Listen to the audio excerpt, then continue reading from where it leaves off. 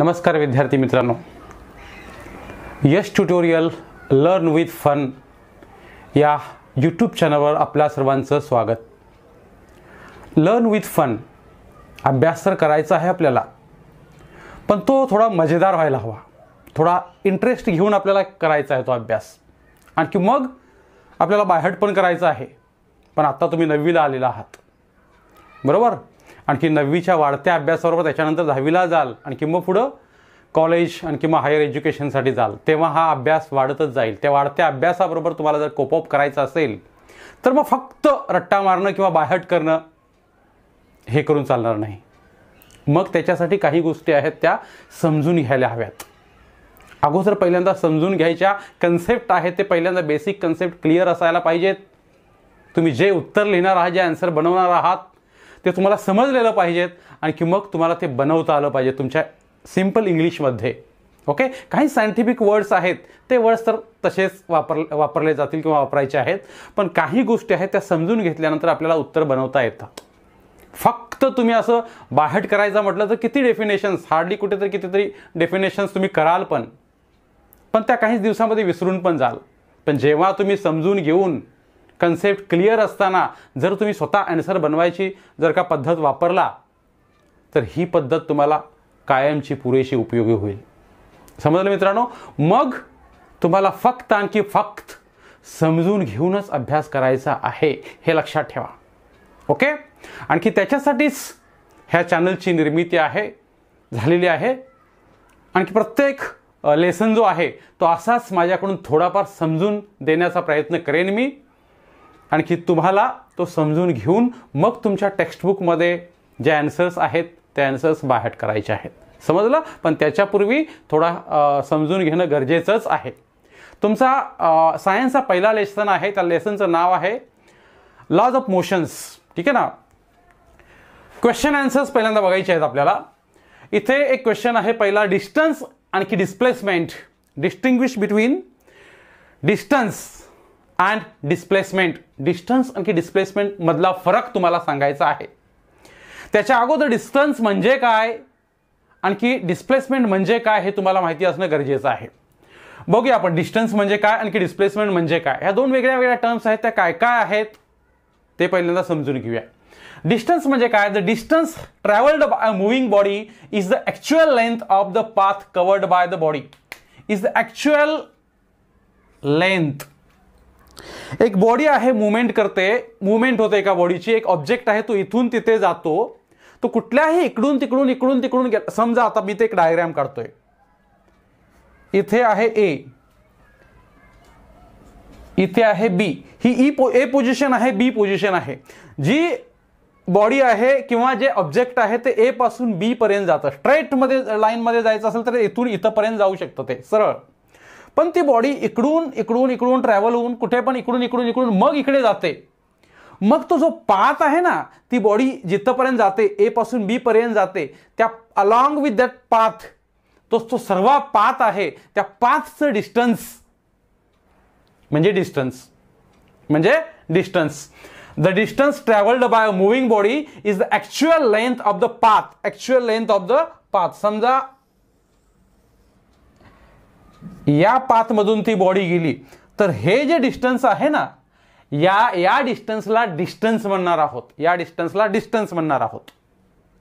मग डिस्प्लेसमेंट म्हणजे काय? डिस्प्लेसमेंट म्हणजे ही पहिली पोझिशन आहे, ही शेवटची पोझिशन आहे. पहिल्या पोझिशन की शेवटच्या पोझिशन मधलं अंतर म्हणजे distance. Minimum distance between any two points, the initial position and the final position. Minimum distance between initial position and final position is the displacement. Displacement is the shortest distance between initial and final point of movement of body. इथे पहिली body होती, ती इकडून कुठूनही फिरून ती गेली, पण गेली कुठे? बी पर्यंत.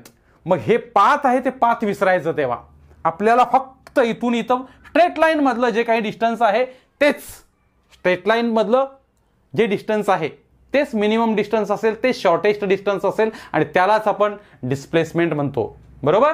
Displacement is the shortest distance between initial सुरुवातीची position and final point, initial point and final point मधलं जे डिस्टन्स आहे ते स्ट्रेट लाईन मधलं शॉर्टेस्ट, बरोबर, शॉर्टेस्ट किंवा मिनिमम, त्याला आपण डिस्प्लेसमेंट म्हणणार. आणि याला पाथ, पूर्ण ज्या रस्त्यातून तो तिथपर्यंत जातो तो सगळा रस्ता म्हणजे डिस्टन्स.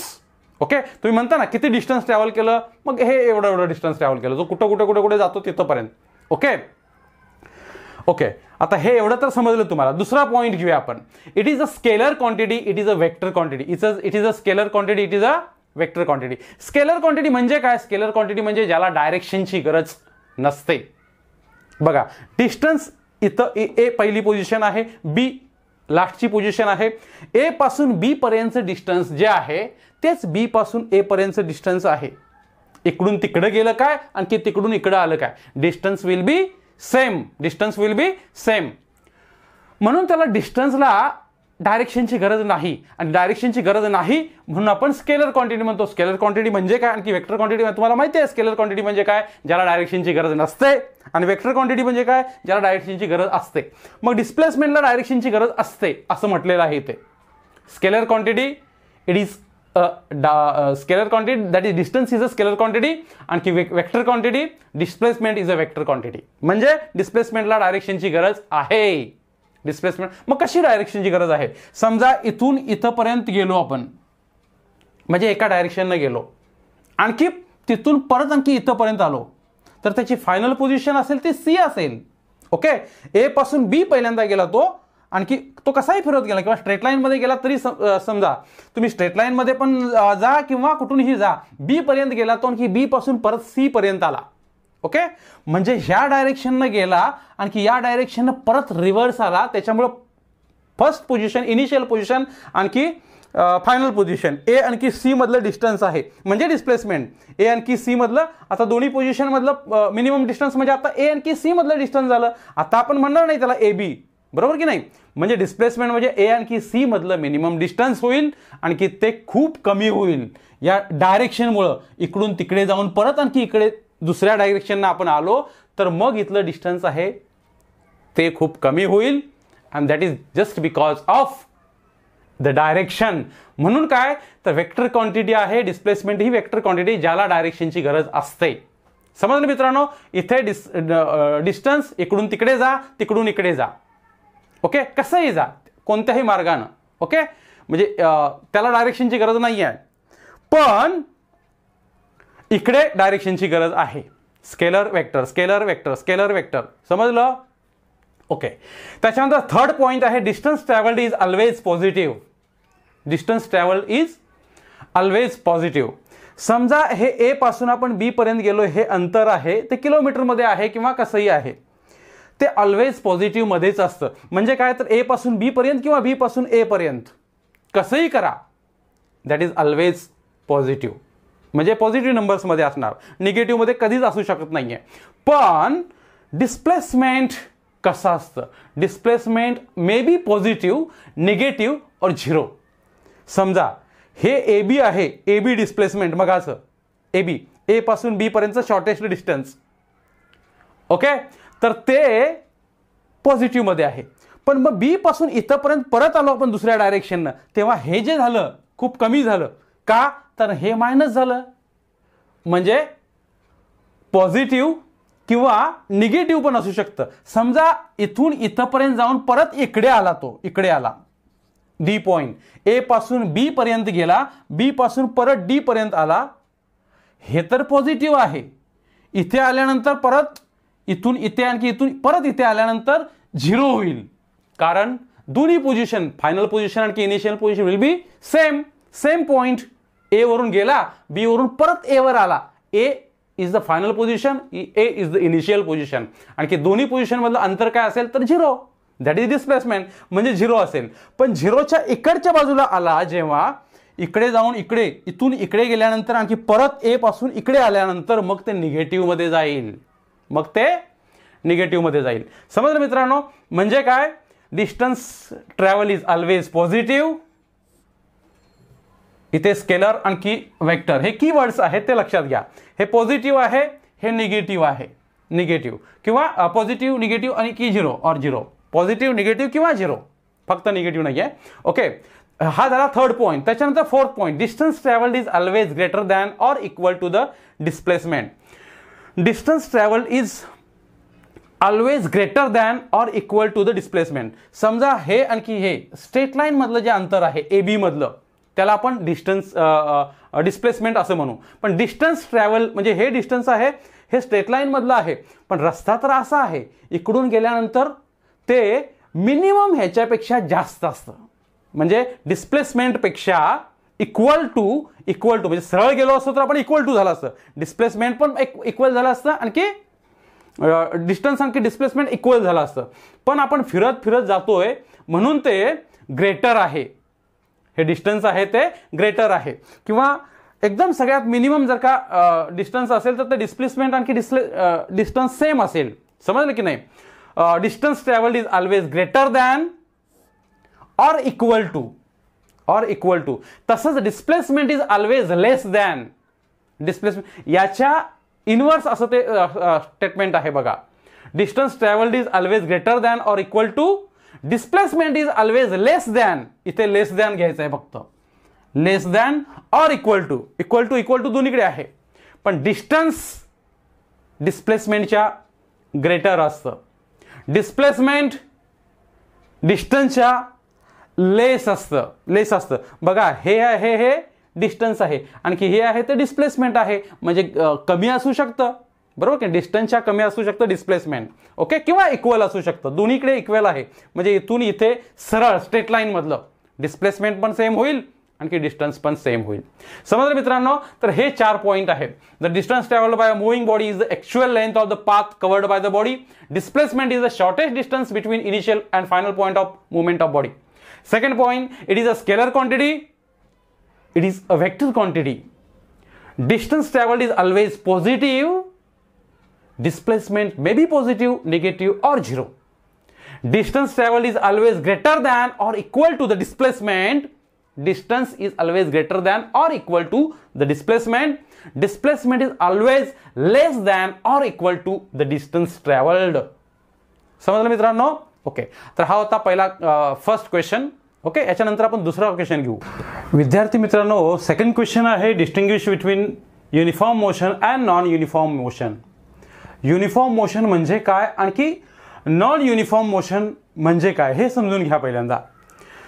समजा एका गाडीतून तुम्ही ट्रॅव्हल करताय. ही एक ए पोझिशन आहे.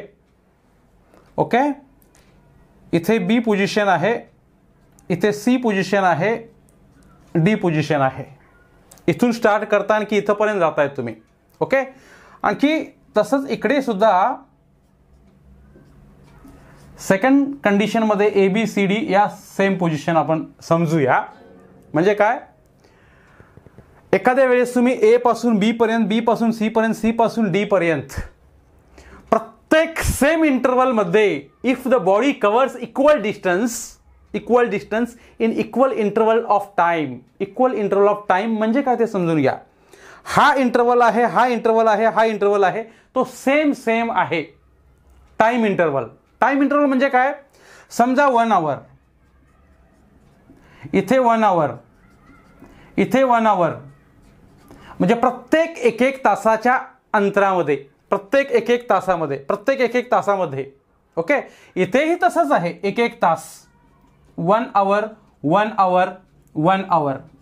ओके, समजलं मित्रांनो? बघा, equal interval of time both condition मध्ये इक्वल. इथे पण 1 आवर्स, इथे पण 1 आवर्स आहेत. If the body covers equal distance in equal distance म्हणजे ए पासून बी पर्यंत, बी पासून सी पर्यंत, सी पासून डी पर्यंत जे डिस्टन्स आहे ते सुद्धा सेम असायला पाहिजे. समजलं? तुम्ही गाडीनं चालला आहात, पहिल्या तासामध्ये तुम्ही 60 किलोमीटर अंतर पार केलं. दुसऱ्या 1 तासामध्ये बी पासून सी पर्यंत 1 तासामध्ये परत 60 किलोमीटर, आणखी सी पासून डी पर्यंत परत 60 किलोमीटर. असं अंतर जे असं डिस्टन्स आहे ते कव्हर करत तुम्ही चाललेला आहात. प्रत्येक इंटरवलला 1 तासाच्या इंटरवलला तुम्ही जर का कन्सिडर केलं 1 तास, तर 1 तासाच्या इंटरवलला तुमची गाडी आहे ती 60 किलोमीटर डिस्टन्स सेम धावते आहे, सेम डिस्टन्स कव्हर करते आहे. समजलं? तर अशा कंडिशनला तुम्ही युनिफॉर्म मोशन म्हणणार. अशा कंडिशनला तुम्ही काय म्हणणार? Uniform motion. पण इथे काय होतं, इथे इंटरव्हल तर सेम आहेत, A to B, B to C, बरोबर ना, आणखी C to D, interval 1 hours आहेत, प्रत्येक तासाला तुम्ही कन्सिडर करणार आहात. पण इथे तुम्ही 60 किलोमीटर गेलात, इथे 40 किलोमीटर, म्हणजे पहिल्या 1 तासामध्ये 60 किलोमीटर गेला तुम्ही, पण दुसऱ्या मग काय झालं, काहीतरी ट्रॅफिक लागला असेल असं समजा. ओके, आणखी म्हणून B to C या 1 तासामध्ये तुम्हाला फक्त 40 किलोमीटर्स ट्रॅव्हल करता आलं, व्हाईल ॲज तुम्हाला 60 किलोमीटर जायला पाहिजे होतं. पण कदाचित C to D मध्ये तुम्ही 80 किलोमीटर गेलात, म्हणजे 60च्या पण वरती गेलात, म्हणजे हे तर एकदम हायवेने गेलात तुम्ही, असं फास्ट, एवढं फास्ट गेलेला आहात तुम्ही समजा. म्हणजे प्रत्येक 1 तासाला कव्हर झालेलं जे डिस्टन्स आहे ते डिस्टन्स वेगळं आहे या कंडिशनमध्ये. Okay, if a body covers unequal distance if a body covers unequal distance in equal intervals of time, 1 hourच्या time, equal interval of time, equal interval, इथे पण equal interval, पण इथे डिस्टन्स इक्वल डिस्टन्स, इथे अनइक्वल डिस्टन्स. पहिला point समजला? If the body covers equal distance in equal interval of time, its motion is said to be uniform. त्या मोशनला uniform motion असं म्हणता येईल. If a body covers unequal distance in equal intervals of time, its motion is said to be non-uniform motion. Second point, in this case speed of the body is constant. म्हणजे काय, 60 kilometre per hour जे speed आहे गाडीचं ते same आहे, speed आहे. दुसरा point तो दोन्ही ठिकाणी स्पीडचा पॉइंट आहे, लक्षात घ्या. पहिलं distance, equal distance, unequal distance. दुसरा स्पीड कॉन्स्टंट, स्पीड आहे ते कॉन्स्टंट आहे, स्पीड आहे ते नॉट कॉन्स्टंट आहे. फरक समजून घ्या. Equal distance, unequal distance, speed constant, speed not constant. Okay, म्हणजे काय, स्पीड कॉन्स्टंट आहे 60 kilometre per hour, 60 kilometre per hour. प्रत्येक इंटरव्हलमध्ये जे स्पीड आहे तुमच्या गाडीचं ते सेमच आहे. पण इथे पहिल्या आवरमध्ये 60 किलोमीटर पर आवर, दुसऱ्या आवरमध्ये काहीतरी ट्रॅफिक आहे, खास खळगे आहेत, रस्ता बरोबर नाही आहे, म्हणून कदाचित 40 किलोमीटर लागलं तुम्हाला, फक्त 40 किलोमीटर. ओके, 1 तासामध्ये. पण तिसऱ्या इंटरव्हलमध्ये तो पण एक तासाचा इंटरव्हल आहे, पण त्याच्यामध्ये तुम्हाला पूर्ण हायवे लागला, एकदम चकाचक असं. पण तिथे तुम्ही 80 किलोमीटरनं धावलेला आहात, तुमची गाडी आहे ती 80 किलोमीटरनं धावली आहे. म्हणजे काय, प्रत्येक इंटरव्हलला तुमचं स्पीड आहे ते नॉट कॉन्स्टंट, वेगळं आहे. नॉट कॉन्स्टंटचा मतलब समजला, नॉट कॉन्स्टंटचा. ओके, तर हे ते 2 पॉइंट आहेत, समजून घ्या.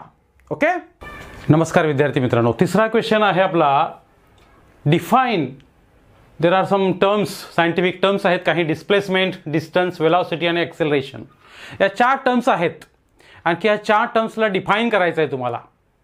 आणि या टर्म्स आहेत त्या सायंटिफिक टर्म्स आहेत, थोड्याशा नवीनच असतील तुमच्यासाठी, पण ह्या इम्पॉर्टंट टर्म्स आहेत. यांच्यासाठी काही अल्टरनेटिव्ह असं काही दुसरे शब्द नाही आहेत. जे सायंटिफिक वर्ड्स आहेत ते जसे तसे पाठ करायचे, पण त्या अगोदर तुम्हाला त्यांचा मतलब काय आहे, त्याचा अर्थ काय आहे तो समजला पाहिजे.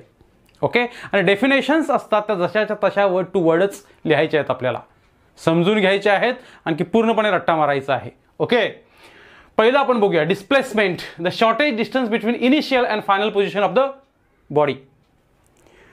फक्त पोझिशन चेंज होते. पहिली पोझिशन आहे एका बॉडीची किंवा ऑब्जेक्टची, आणखी शेवटची पोझिशन आहे, त्यांच्यामधलं जे शॉर्टेज डिस्टन्स आहे त्याला आपण डिस्प्लेसमेंट म्हणतो. डिस्प्लेसमेंट, समजा एका राऊंड गार्डनच्या भोवती तुम्ही फिरता आहात, गार्डनच्या गेटपासून तुम्ही निघालात, या साईडनं तुम्ही परत आणखी तिथेच आलात त्या गार्डनवरती, बरोबर. इनिशियल पोझिशन काय होती तुमची, तर ते गेट. आणखी फायनल पोझिशन काय आहे, तिथेच आला तुम्ही फिरून परत, मग फायनल पोझिशन सुद्धा सेम असणार आहे ते गेट. ओके, मग shortest distance between initial position and final position that become 0. तुम्ही त्याच पोझिशनवर परत आला ना. ओके, समजलं? इनिशियल पोझिशन आणखी फायनल पोझिशन, इनिशियल पोझिशन आणखी फायनल पोझिशन यांच्यामधलं शॉर्टेस्ट डिस्टन्स. ओके, मग तुम्हाला वेगळे वेगळे मार्ग आहेत. इकडून जायचा मार्ग आहे, इकडून जायचा मार्ग आहे, इकडून तुम्ही फिरून असं कुठून तरी जातात, वेगळ्या वेगळ्या ठिकाणाहून जातात तुम्ही. जसं तुम्ही शाळेतून घरी आला किंवा घरातून शाळेत जातात, आपल्या मित्राला पहिल्यांदा भेटायचं, तिथं त्याला घ्यायचं, तिथून दुसऱ्या मित्राकडे जायचं, तिथून मग तिकडे जायचं शाळेकडं. पण शाळा तर तुमच्या तिकडून जवळच आहे तुमच्या घरापासून, पण तुम्ही फिरत किती जाताय? कारण तुम्हाला त्या मित्रांना भेटायचं असतं, बरोबर ना? मग हे भेटत भेटत भेटत भेटत जातात, पण तुमची ही लेंथ वाढते, जे डिस्टन्स आहे ते वाढतं. पण डिस्प्लेसमेंट म्हणजे काय? तर तुमची स्टार्टिंगची पोझिशन तुमचं घर होतं, आणखी फायनल पोझिशन तुमची शाळा आहे, स्कूल आहे. ते जे डिस्टन्स आहे त्याला डिस्प्लेसमेंट म्हणतो आपण, त्याला डिस्प्लेसमेंट. मग भले तुम्ही कुठूनही जा, या रस्त्यानं जा, त्या रस्त्यानं जा, याला भेटून जा, त्याला भेटून जा, काहीही मतलब नाही आहे. फक्त इनिशियल पोझिशन आणखी फायनल पोझिशन मधलं shortest distance, the shortest distance between initial and final position of the body, and that is displacement. That is displacement म्हणतात त्याला. ओके, त्याच्यानंतर दुसरी डेफिनेशन आहे ती आहे डिस्टन्स. मग डिस्टन्स म्हणजे काय? तर बघा, आता मी सांगितलं ना तुम्हाला, तुम्ही या मित्राला भेटायला गेला, पण दुसऱ्या मित्राला भेटायला गेला त्याच्यानंतर, आणखी मग तिथून तुम्ही तिघेजण मिळून स्कूलकडे चाललात, बरोबर? तुम्ही तसं जात असता तर एकदम शॉर्ट डिस्टन्स होतं तुमच्या घरापासून स्कूल. पण तुम्ही ह्या मित्रांना भेटून त्यांना घेऊन तुम्ही या मित्राच्या घरी जातात, ते डिस्टन्स, तिथून त्याच्यापर्यंतचं डिस्टन्स, आणखी मग सगळे मिळून तिथंपर्यंत, हे सगळं डिस्टन्स तुम्ही ट्रॅव्हल करतात ना, हे ट्रॅव्हल केलेलं जे सगळं डिस्टन्स आहे त्याला डिस्टन्स म्हणतात, त्याला डिस्टन्स म्हणतात. समजलं? The length of the path, ज्या ज्या रस्त्यातून जिथून तुम्ही जातात त्याची length, the length of the path travelled by a body in a certain interval of time. In a certain interval म्हणजे एका विशेष अशा वेळामध्ये तुम्ही किती ट्रॅव्हल केलेला आहे तो रस्ता, that is the distance, length of the path, that is called distance. The length of the path traveled by a body in a certain interval of time. The length of the path traveled by a body in a certain interval of time. Okay, त्याच्यानंतर velocity म्हणजे काय? It is a distance covered by the body in a unit time interval. Unit time interval म्हणजे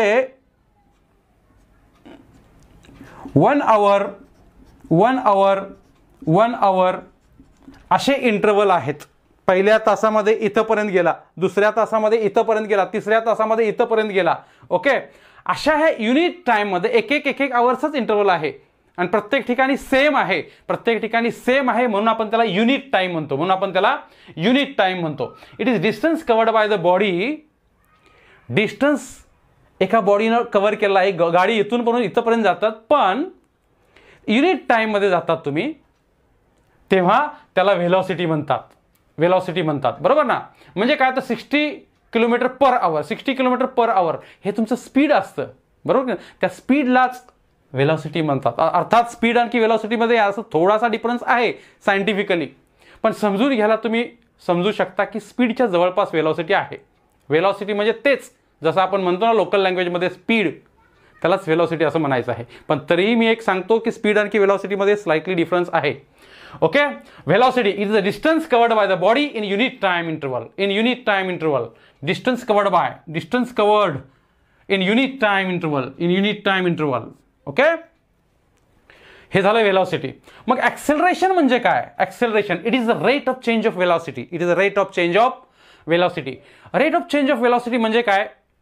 तुमचं speed आहे ते continuously वाढत जातं, कमी होतं, वाढत जातं, कमी. आपण म्हणतो ना बाईकवर बसल्यानंतर ऍक्सेलरेशन दे. म्हणजे काय? तुमचं जे चाललेलं स्पीड आहे, ज्या स्पीडनं तुमची बाईक चाललेली आहे, ऍक्सेलरेशन दे याचा अर्थ काय? ते स्पीड आपल्याला चेंज करायचं आहे, फास्ट करायचं आहे. ओके, किंवा कमी करायचं असताना पण ऍक्सेलरेशन कमी करता येईल आपल्याला. ओके, म्हणजे काय? ऍक्सेलरेशन म्हणजे ही जी बदलणारी व्हेलॉसिटी आहे ना, स्पीड आहे ना बदलणारं, या बदलण्याच्या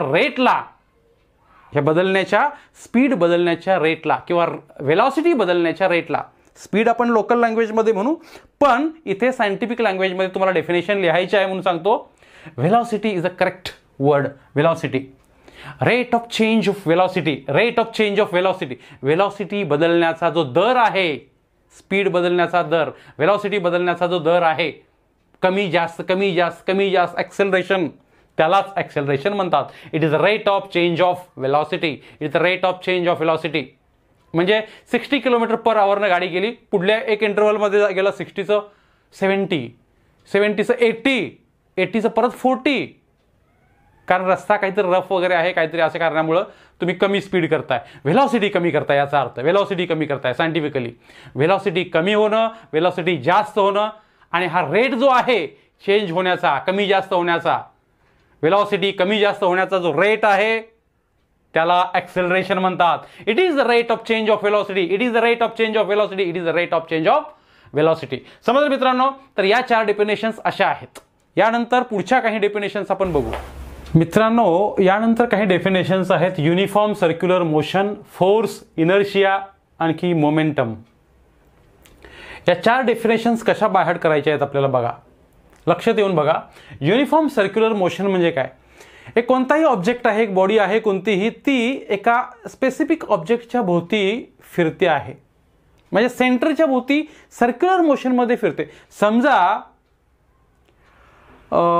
घड्याळातले काटे किंवा फॅन, बरोबर ना, एका सेंटरच्या भोवती अव्याहतपणे फिरत असतात हे, बरोबर. किंवा त्याचा एक फाईन एक्झाम्पल द्यायचं असेल तर आपल्या पृथ्वीची जी रिव्होल्युशन आहे सनच्या भोवती, बरोबर, सूर्याच्या भोवती आपली पृथ्वी सतत फिरत असते, बरोबर ना, एका सेम ऑर्बिटमध्ये, ओके, एका सेम पाथमध्ये फिरत असते. तर अशा सर्क्युलर पाथमध्ये फिरणारे जे मोशन असतात त्याला युनिफॉर्म सर्क्युलर मोशन म्हणतात. आणि युनिफॉर्म म्हणजे काय? तर ती कंटिन्युअसली त्याचं स्पीड बदलत नाही आहे, म्हणून आपण त्याला युनिफॉर्म म्हणतो. Uniform circular motion. When a body moves in a circular path, when a body moves in a circular path with uniform speed न बदलता, with uniform speed, it is said to have uniform circular motion. त्याच्यावरती uniform circular motion आहे असं समजलं जातं. when a body moves in a circular path with uniform speed, it is said to have uniform circular motion. समजलं मित्रांनो? तर अशी uniform circular मोशनची डेफिनेशन रिमेंबर करायची आपल्याला. त्याच्यानंतर force is a physical quantity. Force is a physical quantity. फिजिक्सची एक क्वांटिटी आहे, फिजिकल क्वांटिटी आहे आपण म्हणू. फोर्स ही एक क्वांटिटी आहे that changes or tends to changes, जी चेंज करते किंवा टेन टू चेंज करण्यासाठी बघते द स्टेट ऑफ रेस्ट और uniform motion of body in straight line. एका स्ट्रेट लाईनमध्ये जर एखादा ऑब्जेक्ट स्टेबल आहे, स्थिर आहे, रेस्टमध्ये आहे, रेस्ट पोझिशनमध्ये आहे, तर ती त्या रेस्ट पोझिशनमधल्या ऑब्जेक्टला हलवण्यासाठी जे काही लागतं ते फोर्स, आपण म्हणतो ना, फोर्स दिल्यानंतर जे ऑब्जेक्ट आहे तो हलतो, बरोबर की नाही. कधी कधी आपला फोर्स कमी होतो आणखी ऑब्जेक्ट हलत सुद्धा नाहीये. हेवी ऑब्जेक्ट असेल तर आपण कसं हलवू, बरोबर की नाही, त्यावेळी आपला फोर्स कमी पडतो. पण 10 to म्हणजे काय? आपला प्रयत्न तर तोच असतो ना, हो की नाही. म्हणजे एखादा ऑब्जेक्ट आहे तो रेस्टमध्ये आहे किंवा स्पीडमध्ये पण आहे. रेस्टमध्ये म्हणजे स्थिर ऑब्जेक्ट आहे त्याला धक्का देणं किंवा त्याला फोर्स देणं म्हणजे force is a physical quantity. ती फिजिकल क्वांटिटी त्याला फोर्स म्हणणार. किंवा एखादा ऑब्जेक्ट स्पीडमध्ये आहे, ओके, म्हणजे स्पीडमध्ये क्रिकेटचा जर फास्टर बॉलरनं बॉल फेकला आणखी क्रिकेटरनं जर का शॉट मारला असा तर ते त्याच्या स्पीडमध्ये असलेल्या बॉडीला अजून आपण फोर्स देतो दुसऱ्या बाजूनं, ओके, आणखी मग तो सिक्सर जाऊ शकतो किंवा काही कोणत्या दिशेनं जो बॅट्समन मारणार आहे त्या दिशेनं. म्हणजे तो काय करतो, स्पीडमधल्या एका ऑब्जेक्टला दुसऱ्या ठिकाणी तो एक क्वांटिटी अप्लाय करतो त्याच्यावरती, त्यालाच फोर्स म्हणतो आपण. समजलं मित्रांनो? Force is a physical quantity. Force is a physical quantity that changes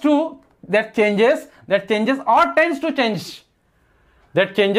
to change the state of rest. Rest मधलं स्टेट असेल, रेस्ट मधली पोझिशन आहे, स्टेट म्हणजे पोझिशन, स्टेट ऑफ रेस्ट और uniform motion of body in straight line, एका straight line मधली.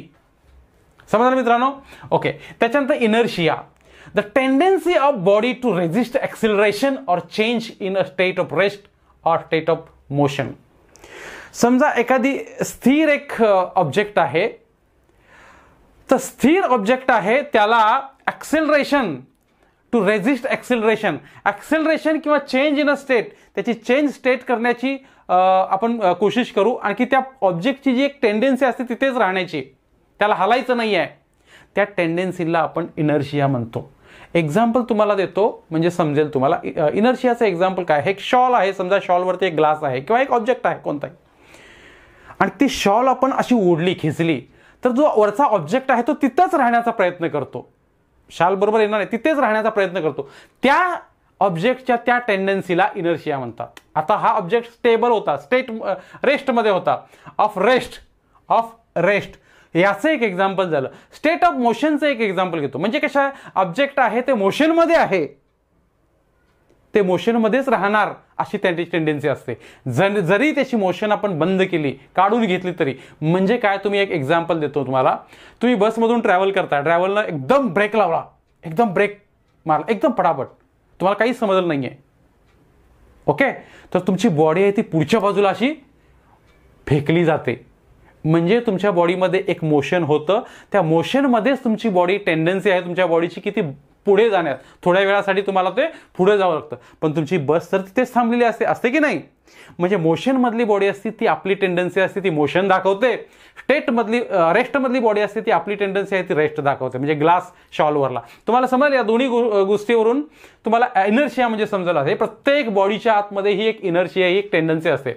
The tendency of the body to resist acceleration or change in a state of rest or state of motion is called inertia. समजलं मित्रांनो? Okay. त्याच्यानंतर शेवटची definition अशी आहे, momentum. What is momentum? Momentum is total quantity of motion contained in a same body. Total quantity of motion, एका same body मधली सगळ्यात total जी मिळून जी काही मोशन असते, total quantity of motion contain in the same body is called momentum. Momentum म्हणजे सगळी motion आहे त्या बॉडीमधली ती सगळी, त्याला आपण मोमेंटम म्हणतात. Mathematically it is measured as the product of mass of the same body and it's velocity. आपण त्याला एक फॉर्म्युला देऊया. मोमेंटमचा एक फॉर्म्युला आहे, तो इम्पॉर्टंट आहे. याच्यावरती कदाचित सम्स असतील, आत्ता नसतील, या वर्षी नसतील तरी पुढल्या वर्षी असतील तुम्हाला नक्कीच. मोमेंटम कसा काढायचा आहे? मोमेंटम काढायचा आहे म्हणजे काय, mass of the body and the velocity. एक मूव्हिंग आहे, मोशन मधली एक बॉडी आहे, त्याची वेलॉसिटी म्हणजे स्पीड, वेलॉसिटी किती वेलॉसिटीनं ती ट्रॅव्हल करते, किती वेलॉसिटीनं ती मूव्ह करते, मूव्हमेंट होते ती वेलॉसिटी, आणखी त्या बॉडीचं मास. मास म्हणजे थोडंफार वेट असं समजायला काय हरकत नाही लोकल लँग्वेजमध्ये. म्हणजे मास आणखी वेलॉसिटी, मास आणखी वेलॉसिटी यांचा प्रॉडक्ट म्हणजे multiplication. Mass, product of mass of the body and it's velocity. Product of mass of the body and it's velocity. समजून घ्या, हे मल्टिप्लिकेशन आहे मासचं आणखी वेलॉसिटीचं, ज्याला आपण मोमेंटम असं म्हणतो. The total quantity of the motion contained in the same body is called the momentum. Mathematically it is measured as product of the mass of the body and it's velocity. Correct? Okay मित्रांनो, इथे definitions आपल्या complete झालेल्याच आहेत.